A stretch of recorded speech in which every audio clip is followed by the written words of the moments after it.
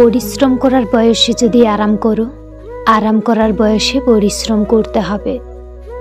কারো কাছে ঠকে গেলে একা থাকার অভ্যাস করুন, তবুও হতাশ হবেন না। মনে রাখবেন, নিজের কষ্টের কথা কাউকে বললে সে আরও কষ্ট বাড়িয়ে দেবে, কিন্তু হতাশ না হয়ে নীরবে আত্মবিশ্বাস নিয়ে এগিয়ে যেতে পারলে আপনি সফল হবেন। আর এমনভাবে নিজেকে তৈরি করবেন যে ঠকিয়ে গেছে সে যেন পরবর্তীতে আপনার অবস্থান দেখে আফসোস করে। অর্থ কম থাকুক, যোগ্যতা কম হোক, কিন্তু তোমার কথা, তোমার ব্যবহার, আচরণ, মানসিকতা এগুলো যেন সুন্দর এবং মার্জনীয় হয়। কারণ একজন মানুষ হিসেবে এগুলোই আপনার সবচাইতে বড় সম্পদ, এবং মানুষের কাছ থেকে পাওয়া সম্মানটা তোমার জীবনের সবচেয়ে বড় অর্জন।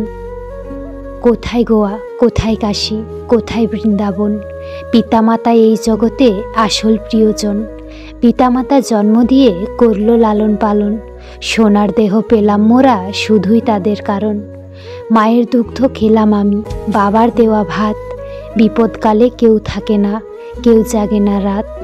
এই জগতে বিনা স্বার্থে কেউ করবে না সম্মান, বাবা মাই আমার কাছে আসল ভগবান। টাকা এমন একটা জিনিস, যার কাছে নেই সে কারোর কাছে সম্মান পায় না, যার কাছে আছে সে কাউকেই সম্মান দেয় না। পরস্ত্রী, পরপুরুষ এরা কখনো আপন হয় না, এরা হলো মরীচিকা। এদের মোহে পড়লে সংসার এবং জীবন দুটোই ধ্বংস হতে বাধ্য।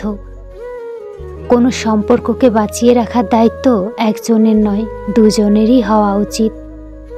ঘুম আসে না দুটো চোখে, হারায় মুখের হাসি। মানুষ রোগে এখন কম মরে, ভালোবেসে মরে বেশি। ছেলেরা বিয়ের আগে প্রেমিকার কোনো দোষ দেখতে পায় না, বিয়ের পরে তারা সেই প্রেমিকারই আর কোনো গুণ খুঁজে পায় না। যতদিন লেখাপড়ার উদ্দেশ্য চাকরি পাওয়া হবে, ততদিন সমাজে শুধু চাকর জন্ম নেবে, মালিক নয়। কে কেমন সেটা কারোর গায়ে লেখা থাকে না, লেখা থাকে চরিত্রে ও ব্যবহারে।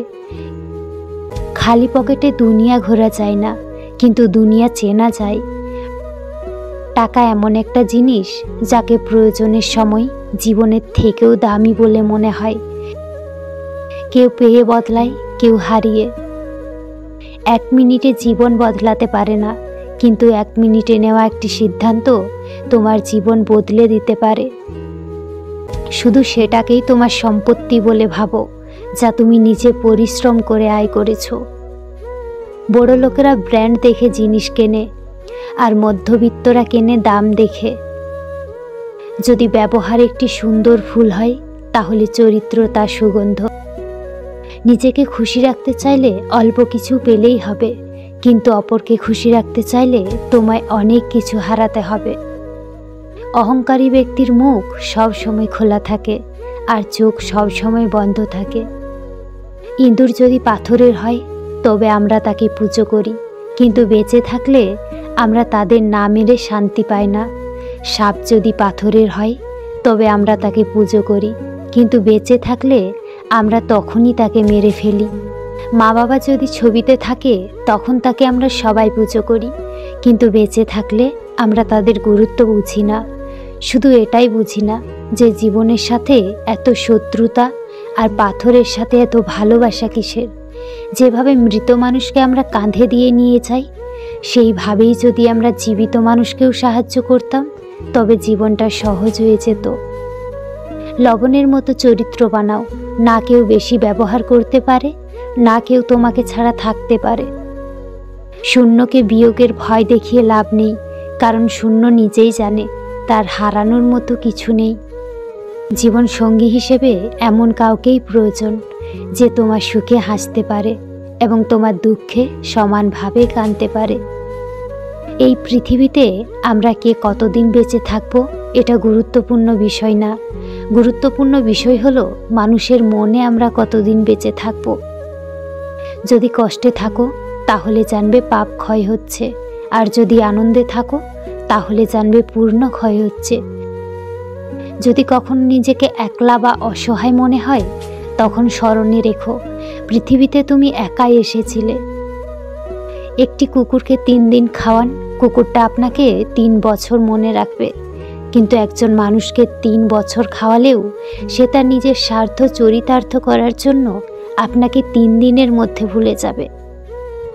জীবনে যতই ভালো কাজ করো, একদিন সবাই ভুলে যাবে। ছোট্ট একটা মন্দ কাজ করো, রেকর্ড হয়ে যাবে। দরকার হলে একা থাকুন, তবুও দুধ কলা দিয়ে সাপ পোষা বন্ধ করুন। টাকার ঋণ একসময় পরিশোধ করা যায়, কিন্তু দুঃসময়ে যারা পাশে থাকে তাদের ঋণ জীবনেও শোধ করা যায় না। ফুলকে নাকের কাছে নিয়ে শুকতে হয়, আর পচা জিনিসের দুর্গন্ধ এমনিতেই নাকে আসে। যোগ্য লোককে ডেকে কাছে নিতে হয়, অযোগ্যতা আপনা আপনি আপনার কাছে এসে তেল দিতে চায়। বাইক চালানোর সময় মনে রাখবেন, কোনো দিন না ফেরার চেয়ে দেরিতে বাড়ি ফেরা ভালো। বিজ্ঞান সব আবিষ্কার করতে পারলেও বেঈমান চেনার যন্ত্র এখনো আবিষ্কার করতে পারেনি।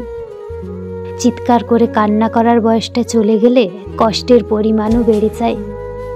কথায় আছে, সোনার ডিম দেওয়া হাঁসকে জবাই করে খেতে নেই।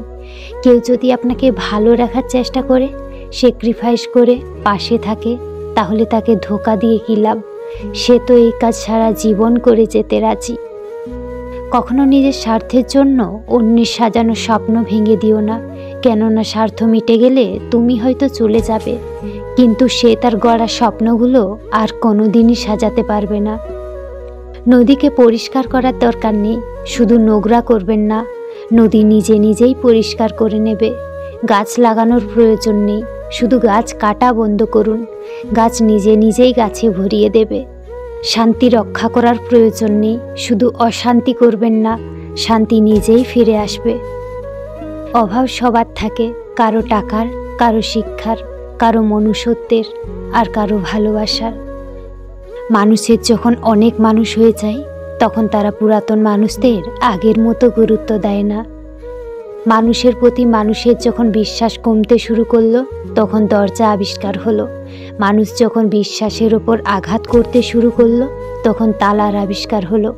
আর মানুষের উপর থেকে মানুষের বিশ্বাস যখন একেবারে উঠে গেল, তখন সিসিটিভি ক্যামেরা আবিষ্কার হলো। পৃথিবীতে মৃত লাশগুলোর জন্য সবাই কাঁদে, কিন্তু জীবিত লাশগুলোর দিকে কেউ ফিরেও তাকায় না। তো বন্ধুরা, ভিডিওটি ভালো লেগে থাকলে একটি লাইক করে দিও, আর চ্যানেলটি সাবস্ক্রাইব করে আমার পাশে থেকো।